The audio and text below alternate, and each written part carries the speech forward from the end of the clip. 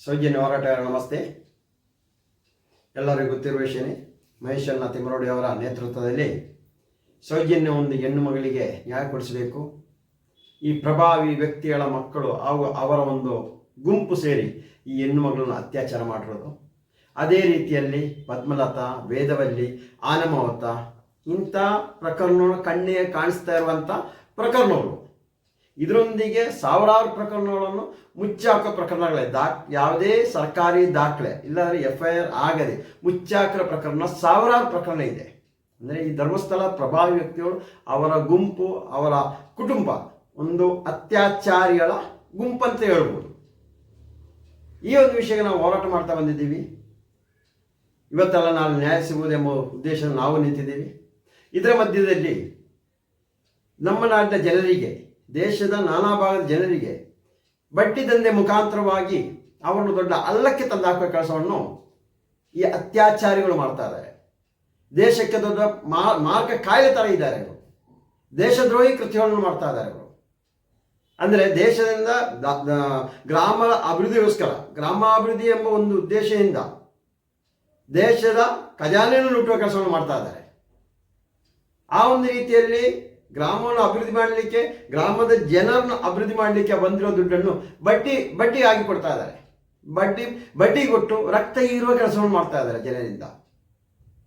ಒಂದು ಕಡೆಯಿಂದ ಈ ರೀತಿಯಲ್ಲ, ಆದರೆ ಒಂದು ಕಡೆಯಿಂದ ಆ ಧರ್ಮಸ್ಥಳ ಗ್ರಾಮದ ಆ ದೇವಸ್ಥಾನಕ್ಕೆ ಬರುವ ದುಡ್ಡನ್ನು, ಉಂಡಿ ದುಡ್ಡನ್ನು, ಹಿಂದೂ ಭಕ್ತರು ಹಾಕುವಂಥ ಆ ದುಡ್ಡನ್ನು ಅದನ್ನು ತೆಗೆದು ಬಡ್ಡಿ ಕೊಟ್ಟು ಹಿಂದೂ ಸಮುದಾಯವನ್ನೇ ಸರ್ವನಾಶ ಮಾಡುವ ಕೆಲಸವನ್ನು ಇವರು ಮಾಡ್ತಾ ಇದ್ದಾರೆ. ಇದರ ವಿರುದ್ಧವಾಗಿ ನಾನಾ ಭಾಗದಲ್ಲಿ, ಕರ್ನಾಟಕದ ನಾನಾ ಭಾಗದಲ್ಲಿ ಮೂಲೆಯಲ್ಲೂ ದೂರನ್ನು ನೀಡಿದ್ದಾರೆ ನೊಂದವರು. ಈ ಬಡ್ಡಿ ದಂಧೆಯಿಂದ ನೊಂದವರು ದೂರನ್ನು ನೀಡಿದ್ದಾರೆ. ಆದರೆ ಯಾವುದೇ ದೂರು ನೀಡಿದರು ಈ ಬಡ್ಡಿ ದಂಧೆ ಕಾನೂನು ಚೌಕಟ್ಟಲ್ಲಿ ಇದೆಯಾ ಇಲ್ಲವಾ, ಇಲ್ಲ RBI ಪರ್ಮಿಷನ್ ಇದೆಯಾ, ಲೇವಾದೇವಿದಾರರ ಪರ್ಮಿಷನ್ ಇದೆಯಾ, ಸಹಕಾರ ಇಲಾಖೆ ಏನೋ ಪರ್ಮಿಷನ್ ಇದೆಯಾ, ಇದನ್ನು ಯಾವುದನ್ನು ತನಿಖೆ ಮಾಡ್ತಾ ಇಲ್ಲ. ಇವತ್ತು ಧರ್ಮಸ್ಥಳ ಗ್ರಾಮಾಭಿವೃದ್ಧಿ ಯೋಜನೆಯವರು ದೂರು ಕೊಟ್ಟರು ಅಷ್ಟೇ, ಇಲ್ಲ ನೊಂದವರು ದೂರು ಕೊಟ್ಟರು ಅಷ್ಟೇ, ಯಾವುದೇ ತನಿಖೆ ಇಲ್ಲ. ನಾವು ಕೇಂದ್ರ ಸರ್ಕಾರದಿಂದ ಹಿಡಿದು ಇವಾಗ ಗ್ರಾಮ ಪಂಚಾಯತ್ ತನಕ ನಾವು ಲೆಟರ್ ಹಾಕಿದ್ದೀವಿ. ಇನ್ನದನ್ನು ಕಾಯ್ತಾ ಇದ್ದೀವಿ ಇವರು ಯಾವ ರೀತಿ ಕ್ರಮ ಇರ್ಬೋದಂತ. ಉಡುಪಿ DC ಕೊಟ್ಟು 1 ತಿಂಗಳಾಗಿದೆ ತನಿಖೆ ಮಾಡಿ ಅಂತ, ಯಾವುದೇ ತನಿಖೆ ಇಲ್ಲ. ಮಂಗಳೂರು DC ಅವರಿಗೆ ಬರೋದು ಯಾವುದೇ ತನಿಖೆ ಮಾಡ್ತಾ ಇಲ್ಲ ಅವರು. ಈ ರೀತಿಯಲ್ಲಿ ಪ್ರಕರಣವನ್ನು ಮುಚ್ಚಾಕ್ತಾ ಇದ್ದಾರೆ. ಅಂದರೆ ದೊಡ್ಡ ದೊಡ್ಡ ಪ್ರಭಾವಿ ವ್ಯಕ್ತಿಗಳಿಗೆ, ದೊಡ್ಡ ದೊಡ್ಡ ಮಂತ್ರಿಯವರು ಹೋಗಿ ನಮಸ್ಕಾರ ಹೊಡೆಯೋದಾರ, ಮತ್ತು ಇವರೇನು ಮಾಡೋಣ, ಈ ಅಧಿಕಾರಿಯವರು ಏನು ಮಾಡೋಣ, ಮೇಲಿಂದ ಹೇಳುವ ಜನಪ್ರತಿನಿಧಿಗಳು ಹೇಳಿದನ್ನು ಈ ಅಧಿಕಾರಿ ಕೇಳಲೇಬೇಕು. ಅದೆಲ್ಲರಿಗೂ ಗೊತ್ತಿರೋ ವಿಷಯನೇ.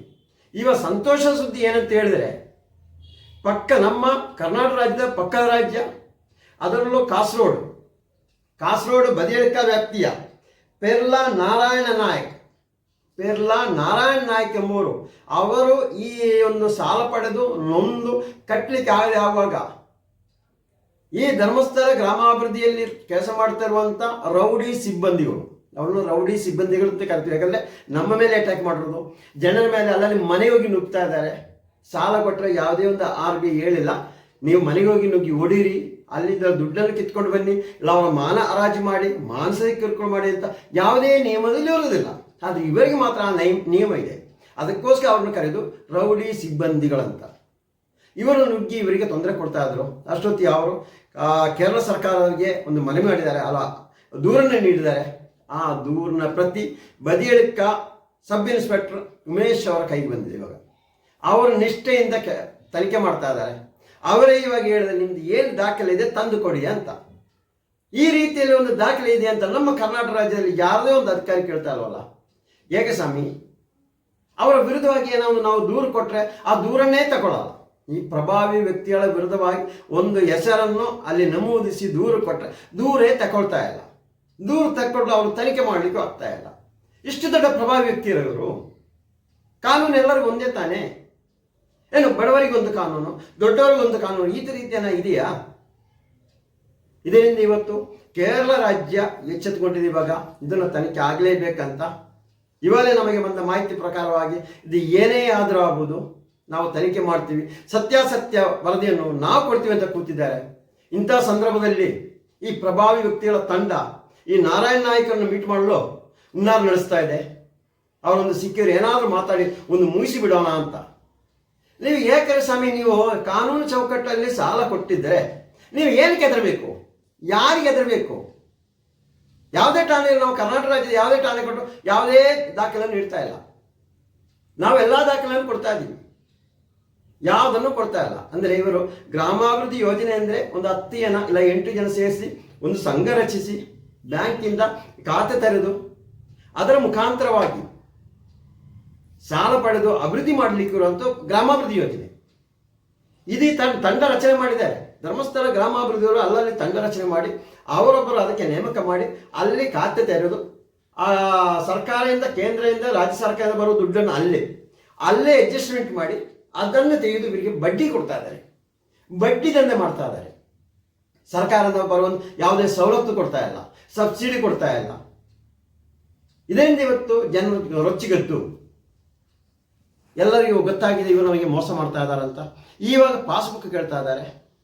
ನಾ 10 ವರ್ಷ, 12 ವರ್ಷ, 15 ವರ್ಷ ಕಟ್ಟರು ಡಿಟೇಲ್ ಕೇಳ್ತಾ ಇದ್ದಾರೆ. ನಾನು ಎಷ್ಟು ಕಟ್ಟಿ ನನಗೆ ಎಂಕ್ವೈರಿ ಮಾಡಬೇಕಂತ. ಇದು ಯಾವುದು ಕೊಡ್ತಾ ಇಲ್ಲ. ಈ ಒಂದು ಆಂದೋಲನ ಇವಾಗ ಕರ್ನಾಟಕ ರಾಜ್ಯದಲ್ಲೂ ನಡೀತಾ ಇದೆ. ಇದೇ ಸಂದರ್ಭದಲ್ಲಿ ಈ ಒಂದು ಪ್ರಕರಣ ಕೇರಳ ರಾಜ್ಯದಲ್ಲಿ ತನಿಖೆ ಮಾಡಿ ನಮಗೆ ಸತ್ಯಾಸತ್ಯ ವರದಿಯನ್ನು ಕೊಡ್ಬೋದಂತ ಒಳ್ಳೆ ನಂಬಿಕೆ ಇದೆ. ನಾನು ಇಲ್ಲಿಯ ಅಧಿಕಾರಿಯವ್ರಿಗೆ ಹೇಳ್ತಾ ಇರೋದು ನೋಡಿ, ಅಲ್ಲೊಂದು ಸಬ್ ಇನ್ಸ್ಪೆಕ್ಟರ್ ಉಮೇಶ್ ಅವರು ನಾನೇ ಖುದ್ದಾಗಿ ನಾನು ಫೋನಲ್ಲೇ ಮಾತಾಡಿದ್ವಿ. ಅವ್ರು ಮಾಡೋ ಕೆಲಸವನ್ನು ನಾವು ಮಾಡಿ, ಯಾವುದೇ ಪ್ರಭಾವ ವ್ಯಕ್ತಿ ಆಗಲಿ ಸ್ವಾಮಿ, ಯಾವುದೇ ದೇವಮಾನವರಾಗಲಿ, ಅದು ಹಿಂದೂ ಧರ್ಮದಲ್ಲಿರೋ ದೇವಮಾನವ ಅಲ್ಲ. ಹಿಂದೂ ಧರ್ಮದಲ್ಲಿ ಮಾತ್ರ ಕಾಣಿಸ್ತದೆ ದೇವಮಾನವ ಇರೋದು. ಏನಕ್ಕೆ ಅವರಿಗೆ ಸೆಲ್ಟ್ ಹೊಡಿಬೇಕು? ಕಾನೂನು ಚೌಕಟ್ಟಲ್ಲಿ ಕೆಲಸ ಮಾಡಿ ನೊಂದವರಿಗೆ ನ್ಯಾಯ ಕೊಡಿಸೋ ಎಲ್ಲ ನಮ್ಮ ಸೌಜನ್ಯ ಹೋರಾಟಗಾರ ನಮಸ್ತೆ. ನಾವು ಇವತ್ತು ಮಹೇಶ್ ತಿಮರೋಡಿಯನ್ನ ನೇತೃತ್ವದಲ್ಲಿ ಧರ್ಮಸ್ಥಳ ಗ್ರಾಮದಲ್ಲಿ ಆಗಿರುವಂಥ ಅತ್ಯಾಚಾರ, ಕೊಲೆ, ದರೋಡೆ, ಭೂ ಕಬಳಿಕೆ, ಅದೇ ರೀತಿಯ ಸೌಜನ್ಯ ಒಂದು ಹೆಣ್ಣು ಮಗಳಿಗೆ ನ್ಯಾಯ ಸಿಗಬೇಕೆಂಬ ಉದ್ದೇಶದಿಂದ ಹೋರಾಟ ಮಾಡ್ತಾ ಇದ್ದೀವಿ. ಇಂಥ ಸಂದರ್ಭದಲ್ಲಿ ಇದಕ್ಕಿಂತ ದೊಡ್ಡ ವಿಷಯ ಏನಂತ ಹೇಳಿದ್ರೆ ಬಡ್ಡಿ ದಂಧೆ ಮುಖಾಂತರವಾಗಿ ಒಂದು ಕಡೆಯಿಂದ ಅತ್ಯಾಚಾರ ಮಾಡಿ ಕೊಲೆ ಮಾಡ್ತಾ ಇದ್ದಾರೆ, ಇನ್ನೊಂದು ಕಡೆ ಬಡ್ಡಿ ದಂಧೆ ಮುಖಾಂತರವಾಗಿ ಜನರನ್ನು ಸಾಯಿಸ್ತಾ ಇದ್ರು. ಅಂದರೆ ಗ್ರಾಮಾಭಿವೃದ್ಧಿ ಯೋಜನೆ ಎಂಬ ಒಂದು ಯೋಜನೆಯನ್ನು ಕೇಂದ್ರ ಸರ್ಕಾರ ತಂದರೆ ಅದನ್ನು ಮಿಸ್ಯೂಸ್ ಮಾಡಿ ಅದಕ್ಕೆ ಬರುವ ಹಣವನ್ನು ಬಡ್ಡಿ ಮುಖಾಂತರವಾಗಿ ಕೊಟ್ಟು ದಂಧೆ ಮಾಡ್ತಾ ಇದ್ದಾರೆ ಧರ್ಮಸ್ಥಳ ಗ್ರಾಮಾಭಿವೃದ್ಧಿಯವರು. ಇವಾಗ ನಮಗೆ ಒಂದು ಬಂದ ಸುದ್ದಿ ಏನಂತ ಹೇಳಿದರೆ, ಬೆಳಗಾಂ ಜಿಲ್ಲೆ ಗೋಕಾ ತಾಲೂಕು ಸವಿತಾ ಬಸವಪ್ಪ ಪಾಟೀಲ್ ಎಂಬ ಸೇವಾ ಪ್ರತಿನಿಧಿ ಅಲ್ಲಿ ಕೆಲಸ ಮಾಡ್ತಾ ಇದ್ರು. ಧರ್ಮಸ್ಥಳ ಯೋಜನೆಯಲ್ಲಿ ಸೇವಾ ಪ್ರತಿನಿಧಿಯಾಗಿ ಕೆಲಸ ಮಾಡ್ತಾ ಇದ್ರು. 2011ರಿಂದ 2022 ತನಕ ಕೆಲಸ ಮಾಡಿದ್ದಾರೆ. 2020ರಲ್ಲಿ ಡೆಲಿವರಿಗೋಸ್ಕರ 6 ತಿಂಗಳು ರಜೆ ತಗೊಂಡಿದ್ದಾರೆ. 6 ತಿಂಗಳ ರಜೆ ತಗೊಂಡಾದ್ಮೇಲೆ ತಿರ್ಗಿ ಅವ್ರು ಕೇಳೋದಕ್ಕೆ ಒಂದು 3 ತಿಂಗಳು ರಜೆ ಬೇಕು, ನನಗೆ ಮಗುವಿಗೆ ಒಂದು ಹುಷಾರಿಲ್ಲ, ಅದಕ್ಕೋಸ್ಕರ ಇನ್ನೊಂದು 3 ತಿಂಗಳು ರಜೆ ಬೇಕಂತ ಕೇಳ್ಕೊಂಡಿದ್ದಾರೆ. ಆವಾಗ ನೀವು ಕೆಲಸಕ್ಕೆ ಬರಬೇಡಿ ಅಂತ ಬಿಟ್ಟುಬಿಟ್ರು. ಈ ಒಂದು ವಿಷಯವನ್ನು ಅರಿತ ಅಲ್ಲಿಯ ಯಾರು ಸಾಲ ಪಡ್ಕೊಂಡಿರುವಂಥ ಜನರು ಒಂದೇ ಹಠ ಹಿಡಿದ್ರು, ಸವಿತಾ ಮೇಡಮ್ ಅವರು ಬಂದರೆ ನಾವು ದುಡ್ಡು ಕಟ್ತೀವಿ, ಇಲ್ಲ ಕಟ್ಟಲ್ಲ, ಒಂದಷ್ಟು ಜನ ಊರು ಬಿಟ್ಟು ಹೋದರು. ಅಂಥ ಸಂದರ್ಭದಲ್ಲಿ ಇವರು ಸವಿತಾ ಮೇಡಮ್ ಕೈ ಕೆಳಗೆ ಹಿಡಿದ್ರು, ನೀವು ಬರಲೇಬೇಕು, ನೀವು ಬಂದ್ರೆ ದುಡ್ಡು ಕೊಡೋದು ಜನರು ಎಲ್ಲ ಕೊಡ್ತಾ ಇಲ್ಲ, ನೀವು ಬರಲೇಬೇಕಂತ. ಇವರು ಈ ಸಣ್ಣ ಪುಟ್ಟ ಮಗು, ಅಂದರೆ ಆ ಮಗು ಹುಷಾರಿಲ್ಲದ ಮಗುವನ್ನು ಹಿಡಿದು ತಿರ್ಗಾ ಕೆಲಸಕ್ಕೆ ಹೋದರು. ಕೆಲಸಕ್ಕೆ ಹೋಗಿ ಒಂದೊಂದು ಮನೆಗೆ ಹೋಗಿ ಕೂತಿ ಮಗುವನ್ನು ಹಿಡ್ಕೊಂಡು ಹೋಗಿ ಕೂತು ತನ್ನ ಕೆಲಸ ಕಾರ್ಯಗಳನ್ನು ಮಾಡಿದ್ದಾರೆ. ಎಷ್ಟು 9 ತಿಂಗಳು ಕೆಲಸಗಳನ್ನು ಮಾಡಿದ್ದಾರೆ. ಈ ಹುಷಾರಿಲ್ಲದ ಮಗುವನ್ನು ಹಿಡ್ಕೊಂಡು 9 ತಿಂಗಳು ಇವರ ದುಡ್ಡು ಕಲೆಕ್ಷನ್ ಮಾಡಿಕೊಡಿದ್ರೆ ಕೆಲಸ ಮಾಡಿದ್ದಾರೆ. ಆದರೆ ಒಂದಿಷ್ಟು ಜನ ಓಡಿ ಹೋದರು, ದುಡ್ಡು ಕಟ್ಟಲಿಕ್ಕೆ ಉಪಾಯ ಇಲ್ಲ.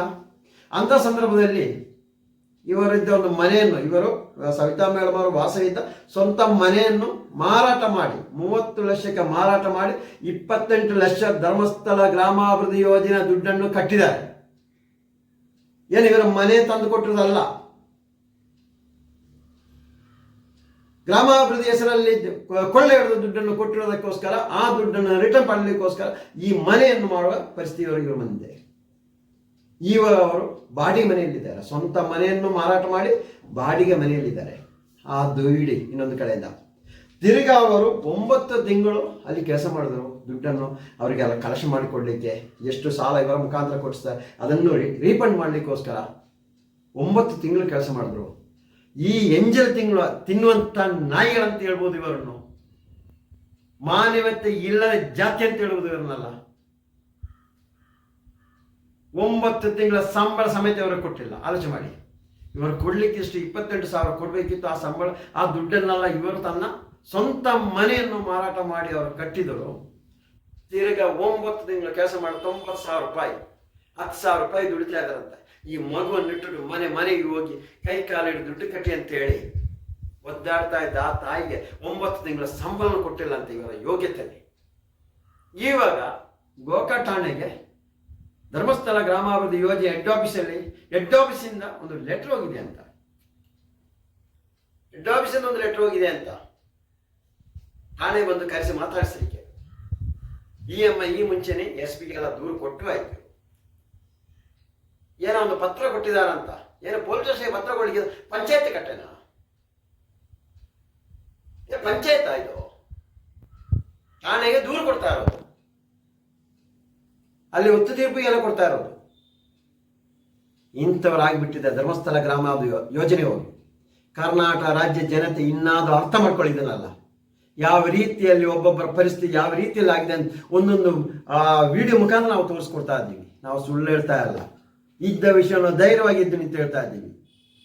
ಇವತ್ತು ಸೌಜನ್ಯ ಹೋರಾಟದಿಂದ ಎಲ್ಲರ ನ್ಯಾಯ ಎಲ್ಲಿ ಸಿಕ್ಕಿದೆ ಅಂತ, ಆ ಸೌಜನ್ಯ ಹೋರಾಟ ಸಿಕ್ಕಿರೋ ನ್ಯಾಯನೇ ಇದು. ಎಷ್ಟೋ ಬಡವರ ಆತ್ಮಹತ್ಯೆ ಮಾಡಲಿಕ್ಕೆ ಹೋದವರನ್ನು ಉಳಿಸುವ ಕೆಲಸವನ್ನು ನಾವು ಮಾಡಿದ್ದೀವಿ. ಇದು ಮಹೇಶ್ ತಿಮ್ಮರೋಡಿಯನ್ನವರ ಹೋರಾಟದ ಒಂದು ಫಲ ಅಂತ ಹೇಳ್ಬೋದು. ಇದು ಸೌಜನ್ಯ ಅಣ್ಣಪ್ಪ ಸ್ವಾಮಿ ಮಾಡ್ತಾ ಇರೋ ಒಂದು ಕೆಲಸ. ಅಂದರೆ ಹಿಂದೂ ಭಕ್ತರು ಹಿಂದೂ ದೇವಸ್ಥಾನಕ್ಕೆ ಹಾಕಿರೋ ಹಣವನ್ನು ಬಡ್ಡಿ ಮುಖಾಂತರ ಕೊಟ್ಟು ಎಷ್ಟೋ ಜನರನ್ನು ಆತ್ಮಹತ್ಯೆ ಮುಖಾಂತರವಾಗಿ ಸಾಯಿಸ್ತಾರೆ. ದುಡ್ಡು ಕಟ್ಟಲಿಕ್ಕಿಲ್ಲದ ಮನೆ ಇದ್ದರೆ ಮನೆ ಮಾರಾಟ ಮಾಡಿಕೊಡಿ ಅಂತ. ಅದೇ ಪರಿಸ್ಥಿತಿ ನೋಡಿ ಇಲ್ಲಿ ಬಂತು. ಇವ್ರಿಗೆ ಹೇಳ್ತಾ ಇರೋದಲ್ಲ, ಇವರು ಮಾಡಿಸ್ತಾರೆ. ಅವರು ಬೀದಿ ತಂದು ಹಾಕಿದ್ದಾರೆ. ಇದೇನ ಕರ್ನಾಟಕ ರಾಜ್ಯ ಜನರು ನೋಡ್ತಾ ಇರೋದು? ಮಾಧ್ಯಮದವರು ಇಂಥವರಿಗೆ ಸಹಕಾರ ಕೊಡ್ತಾ ಇರೋದು? ಮಾಧ್ಯಮದವರು ಇಂಥದ್ದೊಂದು ಸುದ್ದಿ ಮಾಡಿ ಇಂಥ ನ್ಯಾಯ ಕೊಡಿಸೋ ಕೆಲಸ ಮಾಡಿಸ್ತಾ ಇದ್ದೀರಾ? ಹೋಗ್ಲಿ ಬಿಡಿ, ಮಾಧ್ಯಮವರು ಏನಾದರೂ ಒಂದು ಸರಿ. ಇವಾಗ ಅಷ್ಟೇ ದಕ್ಷಿಣ ಕನ್ನಡ ಇಡೀ ಕರ್ನಾಟಕ ರಾಜ್ಯದ ಅಲ್ಲಲ್ಲಿ ದೂರು ದಾಖಲಾಗಿದೆ. ಠಾಣೆಗೆ, DC-ಗೆ, SP ಎಲ್ಲರಿಗೂ ಹೋಗ್ತಾ ಇದೆ. ಒಂದು ಕಡೆ ನೀವು ಎತ್ತಿಬಿಟ್ಟು ಏನಕ್ಕೋಸ್ಕರ ದೂರು ದಾಖಲಾಗ್ತಾ ಇದೆ? ಏನಾಗಿದೆ ಅಲ್ಲಿ ಧರ್ಮಸ್ಥಳ ಗ್ರಾಮಾಭಿವೃದ್ಧಿ ಯೋಜನೆಯಲ್ಲಿ? ಯಾವ ರೀತಿಯಲ್ಲಿ ವಂಚನೆ ಮಾಡ್ತಾ ಇದ್ದಾರೆ, ಯಾವ ರೀತಿಯಲ್ಲಿ ದರೋಡೆ ಮಾಡ್ತಾ ಇದ್ದಾರೆ, ಯಾವ ರೀತಿಯಲ್ಲಿ ಕೊಲ್ಲೆ ಹೊಡಿತಾ ಇದ್ದಾರೆ, ಏನಾದರೂ ಒಂದು ಪ್ರಶ್ನೆ ಮಾಡ್ತಾ ಇದ್ದೀರಾ ನೀವು? ಮುಂದೊಂದು ದಿನ ಇಡೀ ಕರ್ನಾಟಕ ರಾಜ್ಯದವರಿಗೆ ದೊಡ್ಡ ಕಂಟಕ ಆಗಿಬಿಡ್ತೇವೆ. ಬೇಕಾ ಆಲೋಚನೆ ಮಾಡಿ. ಇವತ್ತಲ್ಲ, ಮುಂದೊಂದು ದಿನ 100% ಕಂಟಕ ಆಗಿಬಿಡ್ತೇವೆ. ಇವಾಗಲೇ ಅದು ಮುಗಿಸ್ಬೇಕು, ಇವಾಗಲೇ ಅದನ್ನ ಬಡ್ಡಿನ ನಿಲ್ಲಬೇಕು. ಏನದು ಗೊತ್ತಾಗಬೇಕು. ಸರ್ಕಾರ ಎಚ್ಚೆತ್ತುಕೊಳ್ಬೇಕು. ಏನಾಗಿದೆ ಎಂಕ್ವೈರಿ ಮಾಡಬೇಕು. ಬಡವರಿಗೆ ಯಾವ ರೀತಿಯಲ್ಲಿ ಗ್ರಾಮಾಭಿವೃದ್ಧಿ ಯೋಜನೆ ಮಾಡಿಸ್ಬೇಕು, ಆ ರೀತಿಯಲ್ಲಿ ಯಾರನ್ನ ಒಂದು ಪ್ರತಿನಿಧಿಯನ್ನು ನೇಮಕ ಮಾಡಿ, ಗ್ರಾಮದಲ್ಲಿ ನೇಮಕ ಮಾಡಿ, ಅವರಿಗೆ ಸರ್ಕಾರದ ಬರೋ ಸವಲತ್ತು ತಲುಪಿಸೋ ಕೆಲಸ ಮಾಡಿ, ಗ್ರಾಮಾಭಿವೃದ್ಧಿ ಯೋಜನೆಯಲ್ಲಿ ಅಭಿವೃದ್ಧಿ ಮಾಡುವ ಕೆಲಸವನ್ನು ಮಾಡಬೇಕಂತ ಈ ಮೂಲಕ ನಾವು ಸೌಜನ್ಯ ಹೋರಾಟಗಾರ ನಾವು ಕೇಳ್ಕೊಳ್ತಾ ಇದ್ದೀವಿ.